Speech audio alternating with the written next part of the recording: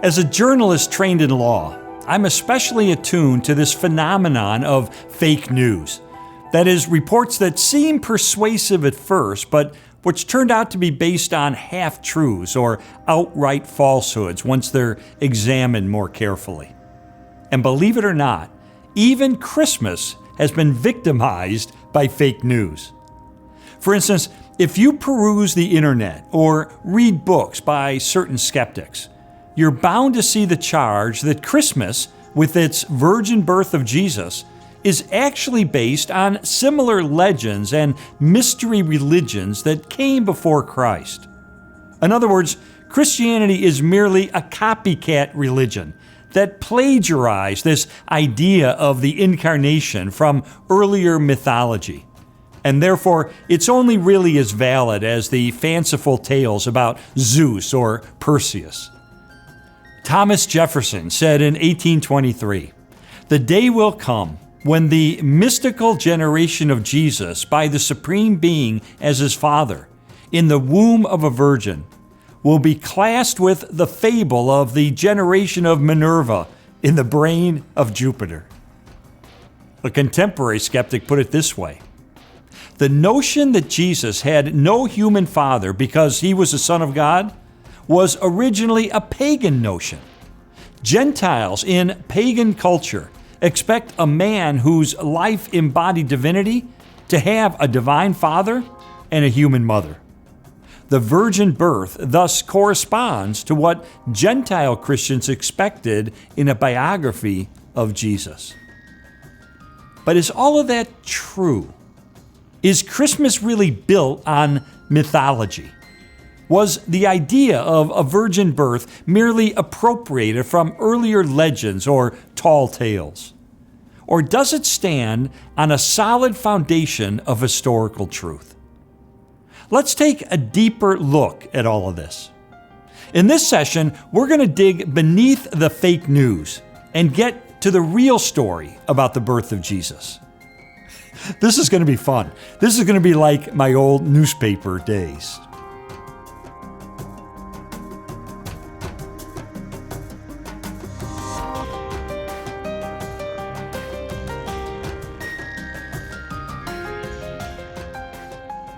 Several years ago, the novel The Da Vinci Code popularized this mantra: "Nothing in Christianity is original." Now, even though it was a work of fiction, the book claimed that its underlying religious assertions were true. And the novel reported that Christianity is a copycat religion that stole its essential beliefs, including the virgin birth of Jesus, from earlier mythology, legends, and so-called mystery religions. Like a lot of fake news, the case sounded convincing at first. For example, critics say there were stories of an earlier mythological god named Mithras, long before Jesus was born. Did you know that Mithras was born of a virgin in a cave on December the 25th and had 12 disciples? He sacrificed himself for world peace. He was buried in a tomb, and he rose again 3 days later. Now, does that sound familiar? I mean, could this mystery religion called Mithraism be the real source for Christian beliefs about Christmas and Easter? What about legends that the god Zeus actually fathered Alexander the Great? Or that Buddha was born of a virgin? Oh, and Krishna too. It seems there was a proliferation of virgin births well before the story of Jesus' virginal conception. All of this can be very troubling when you first hear it, except that it's fake news. It reminds me of what Proverbs 18:17 says. "The one who states his case first seems right, until the other comes and examines him." Now, in the same way, fake news often comes across as convincing until we go to a reliable fact-checking website where the initial claim is subjected to rigorous investigation and cross-examination. And often, that's when we recognize that the original news was, well, it was exaggerated or even outright fabricated. So let's do our own fact-checking. Let's look into the claims about this mythological Mithras. What do we find when we examine the record more thoroughly? Well, we discover that he wasn't born of a virgin. Such a claim was never made. Instead, the myth says that Mithras emerged fully grown out of a rock, and he was wearing a hat. No virgins and no caves. Besides, as we said in the last session, the idea that Jesus was born in a cave is nowhere in the New Testament anyway. Was there a claim that Mithras was born on December the 25th? Sure, but so what? The Gospels don't tell us when Jesus was born. Spring was the most likely time because shepherds were watching their flocks at night, and this is when ewes bore their young. Around AD 200, theologians got together and they concluded that Jesus was born on May 20th. Others believe that the date may have been in April or in March.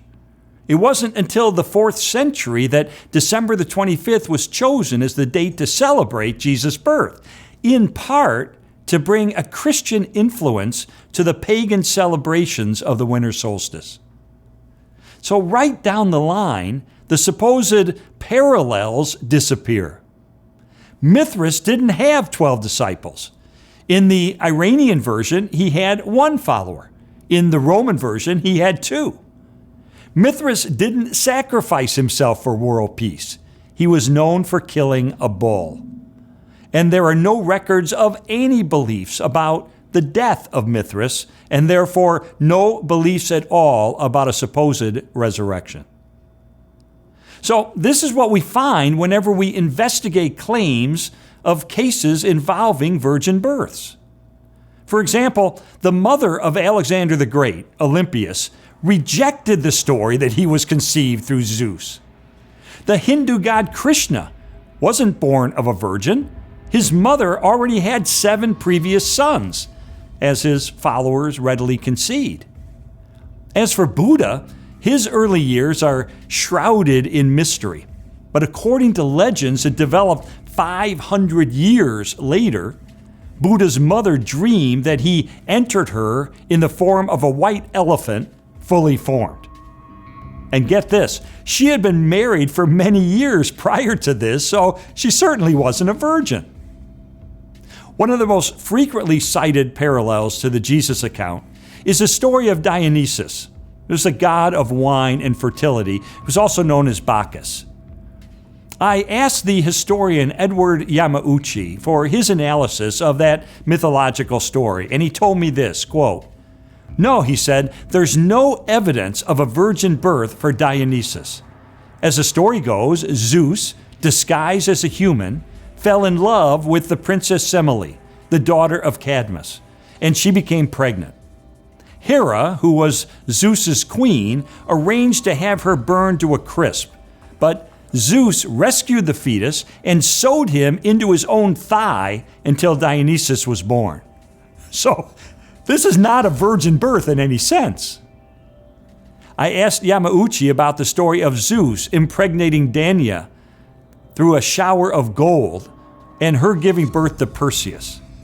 Yamauchi told me there are many stories about Zeus and his liaisons with human women. Here's the big difference. The Jewish God, Yahweh, could be anthropomorphic, but these were metaphors not to be taken literally. Whereas in Greek mythology, the anthropomorphism was taken quite literally. The gods were very human. They lusted after mortal women. That's the focus of these myths. Although Yahweh is sometimes expressed in human imagery, he is utterly unlike human beings. So these parallels break down on a very fundamental level. You're talking about two very different concepts of God. The prominent scholar J. Gresham Machen of Princeton Theological Seminary makes a similar point in his magnum opus called The Virgin Birth of Christ. He says, quote, "Zeus may have had union with Dania, not in human form, but in a shower of gold, But all the same, the union is a satisfaction of his lust for the human maid. Everywhere it is the love of the God for the mortal woman, and not merely the exclusion of a human father of the child, which stands in the forefront of interest. And then he asks this question, which has an obvious answer. Could anything be more utterly remote from the representation in Matthew and Luke than these stories of the amours of Zeus? He later provides his own answer when he reaches his final conclusion on the topic. He says, quote, "There seems to be no clear evidence that pagan sources use the word virgin as referring to the mothers of heroes, mythical or historical, who were represented as being begotten by the gods." I'll mention one other major difference between the account of Jesus' birth and these other mythological or historical stories that are claimed to be parallels. Those other births always represent the beginning of that person's life. But that wasn't true of Jesus. He has existed from eternity past, and his birth merely represents his incarnation into flesh and blood. In other words, he didn't begin to exist at Christmas. He has always existed, and there's no other story that comes close to matching this important distinction. Now, some of the promoters of the mythology theory like to point out that the Christian apologist Justin Martyr in the middle of the 2nd century seemed to suggest that Jesus and the mythological Perseus share a virgin birth in common. See, the critics say, even early Christians saw the link. However, when you read what Justin Martyr actually wrote, you can see this is just a misunderstanding of what he was saying. You see, Justin Martyr was trying to diffuse Roman attacks on the church because at the time, the Romans were severely persecuting Christians. So Justin was telling the emperor, look, you don't persecute people who worship other gods who are similar, so why persecute Christians? He was actually saying to his pagan opponents, you hold that the virgin birth of Christ is unbelievable. Well, is it any more unbelievable than the stories that you believe yourselves? He wasn't actually equating the virgin birth of Jesus with the birth of Perseus. He was merely using a rhetorical flourish to undermine the arguments of his opponents. What's more, many of these supposed virgin births don't occur until after Christianity.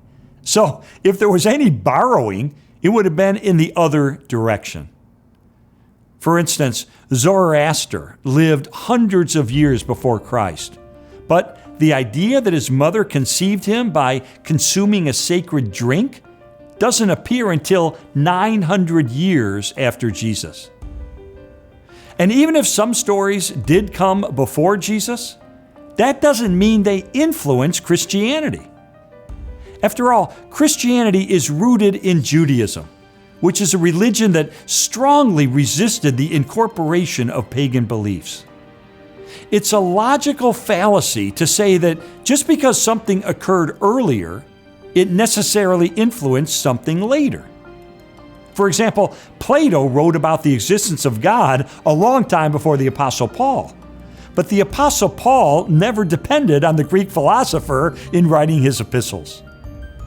What I discovered in my investigation is that these legends bear no resemblance to the incarnation of Jesus.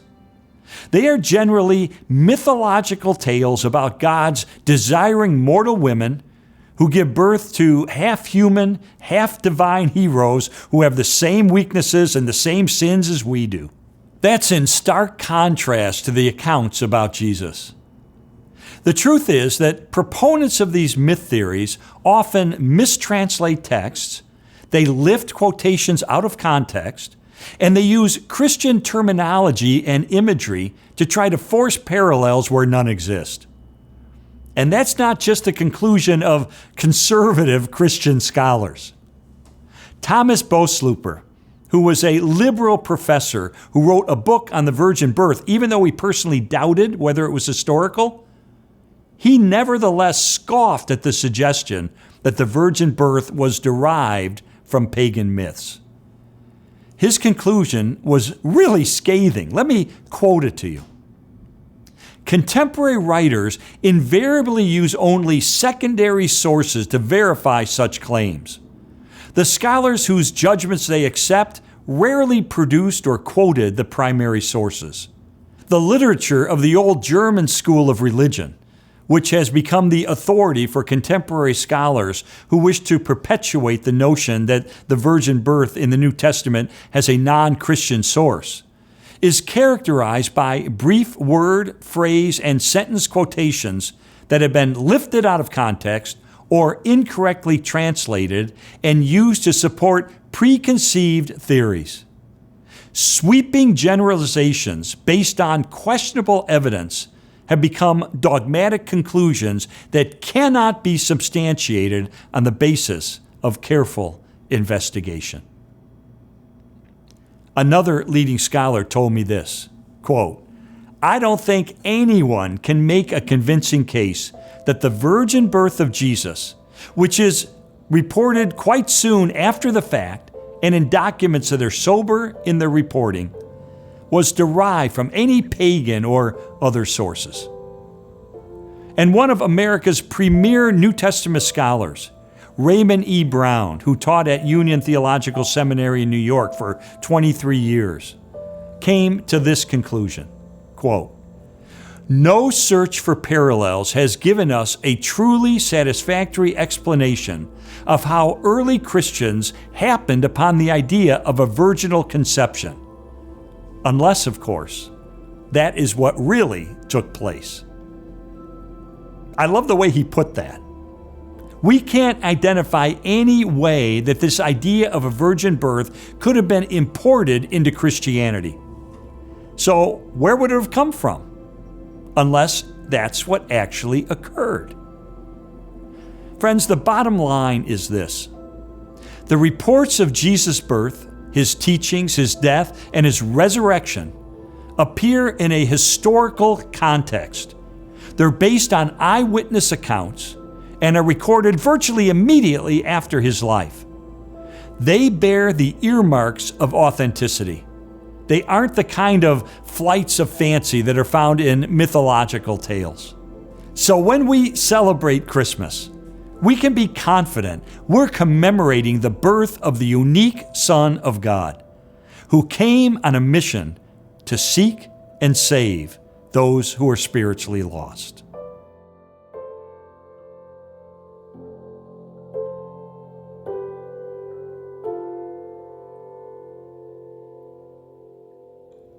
I remember when I was a kid, I came running down the stairs on Christmas morning to see what Santa Claus had left me under the tree, and I tripped.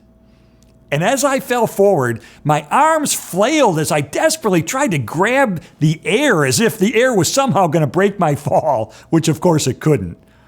Now, I was lucky I wasn't badly hurt, but you know what I was thinking?